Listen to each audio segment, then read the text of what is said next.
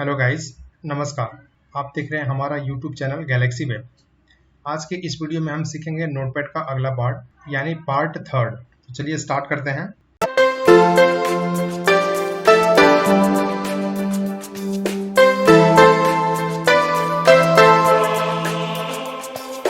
इससे पहले अब आप अपने सिस्टम से नोटपैड को ओपन करेंगे। जैसा कि इससे पहले मैंने पार्ट 2 में बता दिया था, फाइल के अंदर में जितने भी सारे फंक्शंस हैं इन सभी का कि कैसे यूज करते हैं।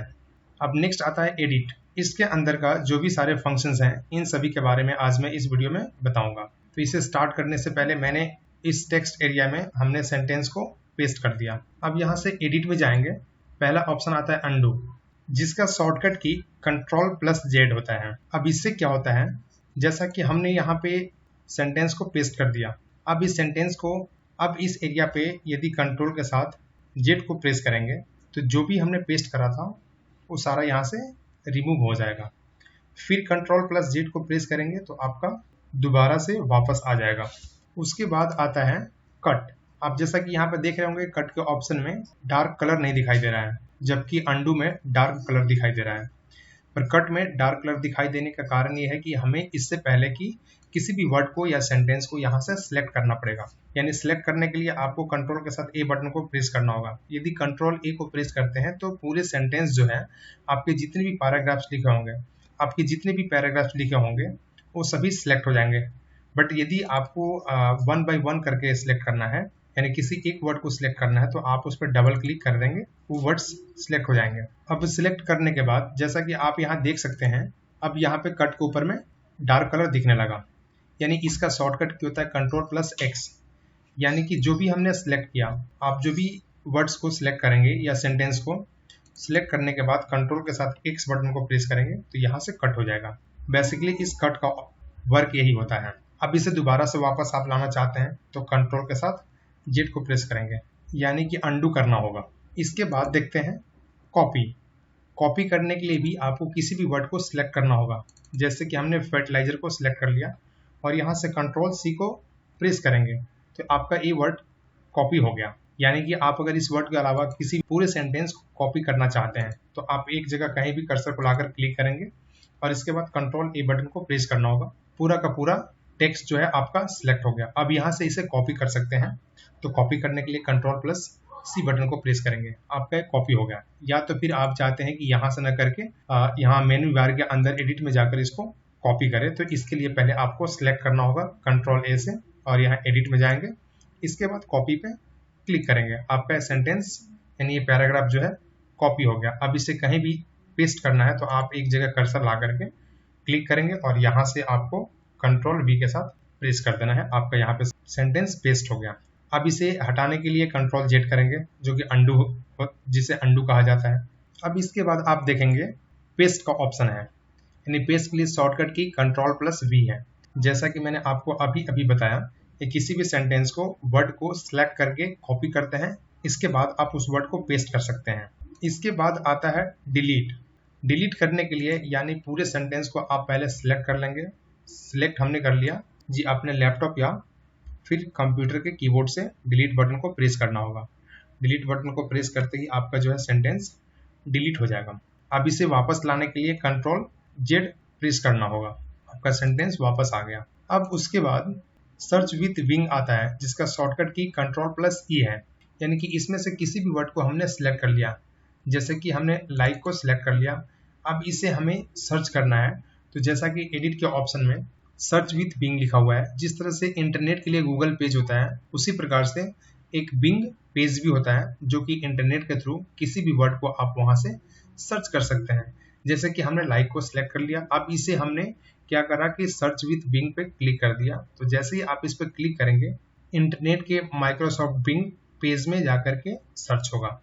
जैसे कि आप यहाँ देख सकते हैं, हमने यहाँ से इसे सिलेक्ट किया था लाइक, और यहाँ लाइक माइक्रोसॉफ्ट बिंग के अंदर में सर्च हो गया और यहाँ से जो भी है इंटरनेट आप यहाँ से एक्सेस कर सकते हैं। इसके बाद आता है फाइंड। यानी कि हमें इसमें क्या करना है, फाइंड का शॉर्टकट की होता है Ctrl+F।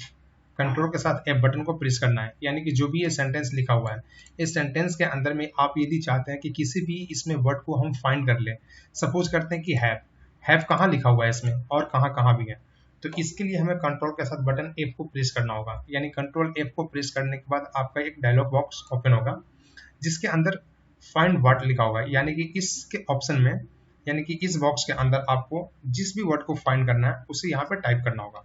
लाइक हमने HAVE हैव को फाइंड करना है, यहाँ पे हैव को टाइप करेंगे और यहाँ फाइंड नेक्स्ट पे क्लिक करेंगे और यहाँ फाइंड नेक्स्ट पे क्लिक करेंगे।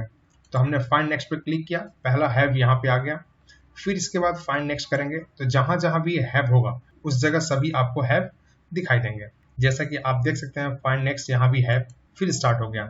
इस तरह से हम कंट्रोल F बटन को प्रेस करके किसी भी वर्ड को हम फाइंड कर सकते हैं। इसके जगह पे चलिए और मैंने किसी और वर्ड को ले लिया, जैसे कि FOR फोर को फाइंड करना है। फाइंड नेक्स्ट एक देख सकते हैं आपको 4 दिख रहा है, दूसरा 4 यहाँ है। आप देख सकते हैं जैसे आप फाइंड नेक्स्ट करेंगे उस तरह से आगे 4 दिखता जाएगा, आप देख सकते हैं एंड हो गया। अब इसी ऑप्शन के नीचे डायरेक्शन के नीचे अप और डाउन दिया हुआ है। डाउन का मतलब है कि आपने अगर किसी भी वर्ड को फाइंड करना है तो इसे क्या है, आपने अगर किसी भी वर्ड को फाइंड करना है तो स्टार्टिंग से वर्ड को फाइंड करेगा। यदि अप को करते हैं तो नीचे से फाइंड करता हुआ ऊपर की ओर जाएगा। जैसे कि हमने अप से स्टार्ट किया 4 को फाइंड करना, तो फाइंड नेक्स्ट जो सबसे लास्ट में होगा वही आपको दिखाई देगा। फिर फाइंड नेक्स्ट करेंगे तो इसके ऊपर का जो होगा, यानी कि इस तरह से करते करते आपको नीचे से ऊपर की ओर जाना होगा जब ये अप में सिलेक्ट होगा।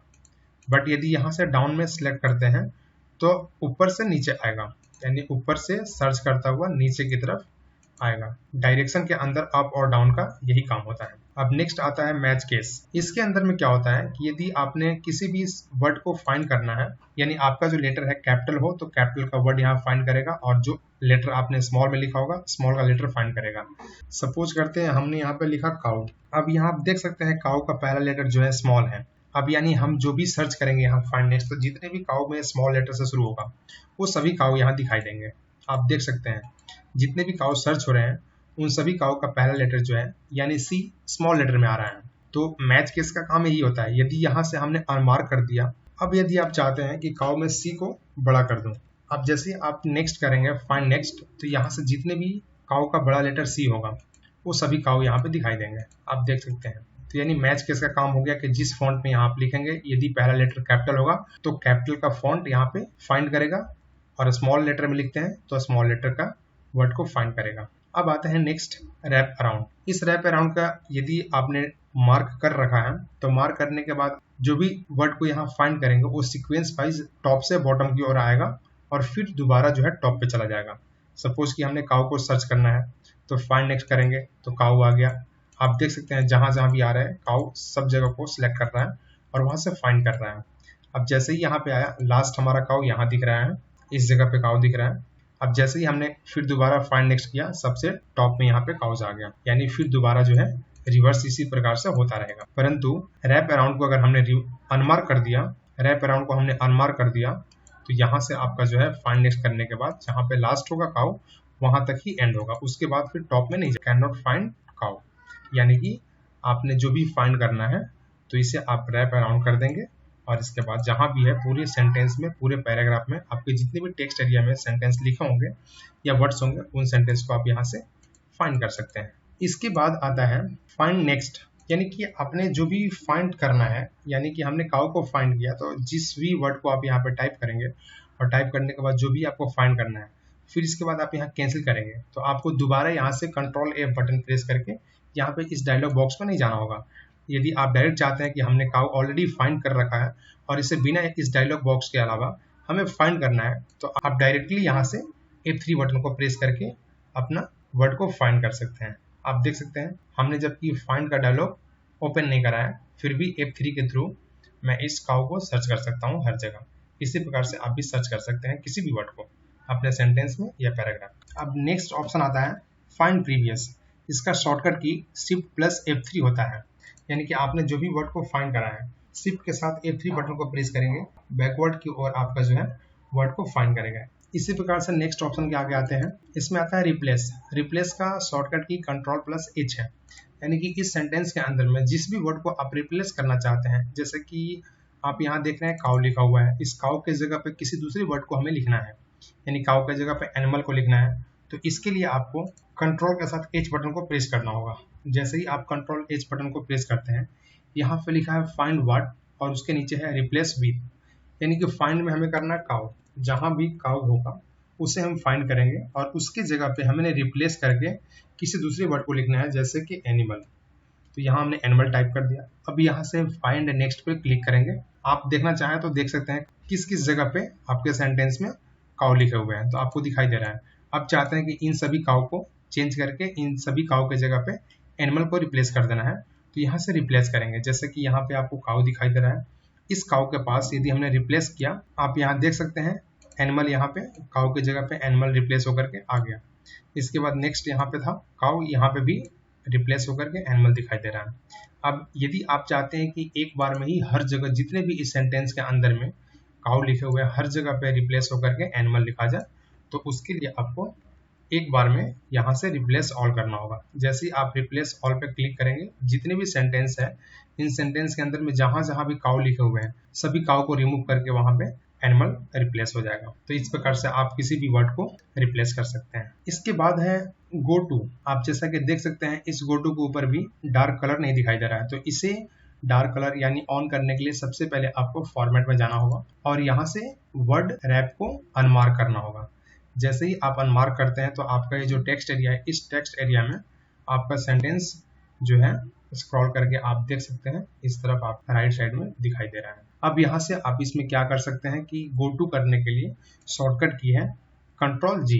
तो कंट्रोल के साथ यदि आप सपोज करते हैं कि आप अगर किसी भी वर्ड पैड में कोई सेंटेंस को या वर्ड को एप्लीकेशन किसी भी तरह को सेंटेंस फ्रेम कर रहे हैं और यदि आपका कर्सर कहीं लास्ट पॉइंट पे है, किसी भी लाइन में है, तो उस जगह से आप टॉप में जाने के लिए यानी सबसे लाइन नंबर 1 में जाने के लिए आप गो टू का हेल्प ले सकते हैं। जैसे कि माना कि हमारा कर्सर जो है वेरी के पास है, अब यहाँ से मुझे कर्सर को पहले लाइन के ऊपर ले जाना है, तो यहाँ हमें क्लिक करने की जरूरत नहीं है, डायरेक्ट यहाँ से कंट्रोल प्लस जी बटन को प्रेस करेंगे, यानी लाइन नंबर को आपको सिलेक्ट करना है। जैसे लाइन नंबर 1 है तो इस लाइन नंबर 1 के पास यहाँ हमने 1 को टाइप कर दिया और गो टू करेंगे, तो हमारा कर्सर जो है लाइन नंबर 1 के पास आ जाएगा। जैसा कि आप देख सकते हैं यहाँ ए के बगल में कर्सर जो है ब्लिंक कर रही है। इसी प्रकार से आप इस गो टू का ऑप्शन का हेल्प ले सकते हैं। नेक्स्ट आता है सिलेक्ट ऑल। इस सिलेक्ट ऑल का शॉर्टकट की होता है कंट्रोल ए। जैसे कि मैंने स्टार्टिंग में बता दिया था कि किसी भी सेंटेंस को पूरे सिलेक्ट करना है तो इसे हम कंट्रोल ए की हेल्प से सिलेक्ट कर सकते हैं। बस यानी कि हमें पूरे सेंटेंस को सिलेक्ट करना है तो कहीं भी एक कर्सर को ला करके क्लिक करना है और यहाँ से कंट्रोल ए बटन को प्रेस करना है और वैसे ही आपको कंट्रोल प्लस ए बटन को प्रेस करते ही आपके पूरे सेंटेंस सिलेक्ट हो जाएंगे। इसके बाद आता है टाइम या डेट, यानी इसका शॉर्टकट की है F5। सपोज आप कोई एप्लीकेशन लिख रहे हैं, जैसे कि हमने एग्जांपल के तौर पर लिख लिया। इससे क्या होता है कि जिस दिन का भी डेट में आप एप्लीकेशन लिख रहे हैं या किसी भी चीज़ को आप अपना डॉक्यूमेंट को राइट कर रहे हैं या फिर डायरी एंट्री कर रहे हैं, तो उस जगह पे आपको डेट और टाइम लिखने की रिक्वायर्ड नहीं है, आपको लिखने की आवश्यकता नहीं है। डायरेक्ट आप शॉर्टकट बटन यानी F5 बटन को प्रेस करके यहाँ पे डेट और टाइम को डाल सकते हैं। तो इस प्रकार से मैंने एडिट के ऑप्शन के जितने भी फंक्शंस हैं उन सब का मैंने फीचर्स बता दिया कि इसके अंदर क्या होता है। एक बार फिर से आप यहाँ देख सकते हैं जितने भी यहाँ पे फीचर्स दिए हुए हैं उन सब का शॉर्टकट की, जैसे अंडू का शॉर्टकट की कंट्रोल जेड होता है, कट का कंट्रोल प्लस एक्स, कॉपी का कंट्रोल प्लस सी, पेस्ट का कंट्रोल प्लस वी, डिलीट का डिलीट बटन प्रेस करना होगा, सर्च विद बिंग का कंट्रोल प्लस ई, फाइंड के लिए control plus F, find next के लिए F3, फाइंड प्रीवियस के लिए शिफ्ट प्लस F3, रिप्लेस करने के लिए control plus H, go to किसी भी पेज के पास जाने के लिए कंट्रोल प्लस G और सेंटेंस को सिलेक्ट करने के लिए कंट्रोल A, जिसके थ्रू हम सारा सिलेक्ट कर सकते हैं। और टाइम या डेट लिखने के लिए टाइम या डेट को लिखने के लिए F5 बटन को प्रेस कर सकते हैं। तो इस प्रकार से आपका जो है इस वर्डपैड के अंदर एडिट का भी ऑप्शन हमने सारे इस वीडियो में कवर कर लिए हैं। इसके बाद का जो भी है फॉर्मेट या व्यू, इन सभी को मैं अगले नेक्स्ट वीडियो में आपको बताऊंगा। आज के लिए इतना ही काफ़ी है। और जाते जाते मैं आपको एक बात बता दूं, यदि आप हमारे इस चैनल पर नए हैं, इस चैनल को सब्सक्राइब जरूर करें।